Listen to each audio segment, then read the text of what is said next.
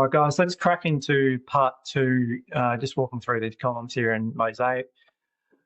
Global events, okay, so main ones here. So these are events that kind of apply to all three markets. So the main ones here are generally start of month, end of month, last Friday of the month, a few curly ones in here with full moons and equinoxes and things like that. I don't know if I pay too much attention to that, but definitely the start of month, end of month is something to just keep in mind that I would say overshadow would take priority, in my opinion, compared to anything else on those days. Those events are really important. They drive flows, so you do need to watch out for them. Hell of a lot of examples that I could take you through, but you know, a simple one here that I always look at would be, say, start of month on the Aussie. You know, if we sell off early that first 15 minutes, generally that's a very bearish sign. Start of month, what's interesting, obviously get some moves to lows, but when you look at the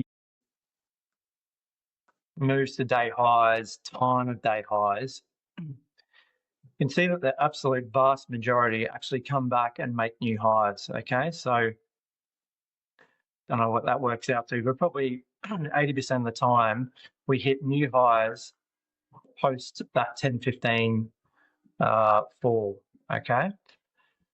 So, and you can see the majority, you know, there's a lot here that kind of kick into the close, hitting new highs. So stuff like that's just something to be aware of. Let's move on to the Aussie 2.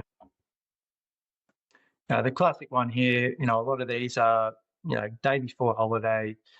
What else have we got? CPI, RBA, things like that.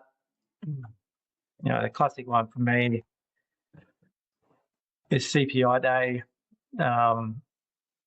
Again, let's pick a first 15-minute change. So we get a strong start to a CPI day. Look at the end of day changes, okay? So 10 a.m. to 4 p.m. This is never been a red day. Moves to day highs, over half hits 45 and up. So that's a really good one, again, based around that specific CPI event. Clear that. UK, again, mainly around holidays, BOE decision, CPI, retail sales. Again, a lot of these events that I've got in here have been a function of testing them over the data set the last 4 or 5 years and just deciding what actually statistically moves the market or has volatility and what doesn't. You know, a lot of commentators, I think, you know, just in terms of providing content, you know, they'll make a lot of these, you know, data drops, etc., out to be much larger than they really are when you actually look at the cold hard data in terms of volatility and how they affect the market. So I've kind of stripped out a lot of those and I've just got the core ones in here. You know, I've said this before, but on the US 500, for instance, I think it's about 80% of large move days have some kind of major event. So CPI, FOMC, NFP, OPEX, etc. So if you want to be involved in those big days, you really need to be aware of when these events are on. UK, let's look at, say, the day after the holiday. This is a bit of a pet trade for me. I've done a video on this before,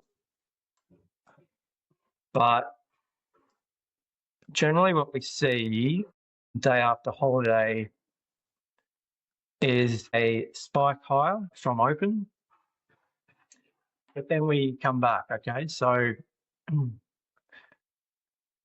we look at the changes end of session close, the largest change we've ever had is 29 points, okay?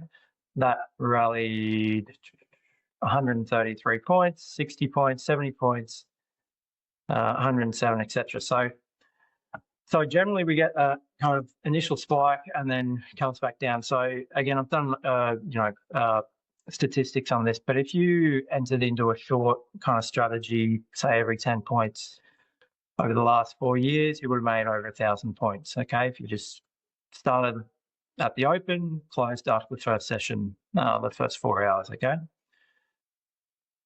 US, a lot here in the US, obviously, FOMC,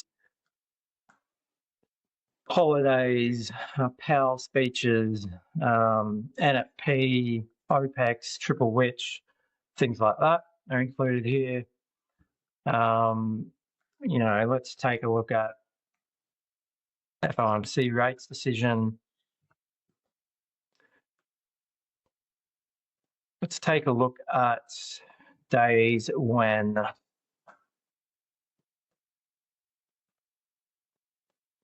that Euro move, so Euro open, so say 5 p.m. to 6 p.m. generally is so greater than 4 points. So it's moved higher on that Euro open.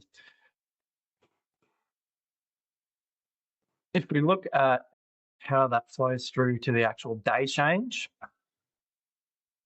what we got here, 10. So 9 out of 10 times when that's occurred, the end of day change is green, okay? So, that's very powerful because at that stage when we know that hourly candle, there's still another,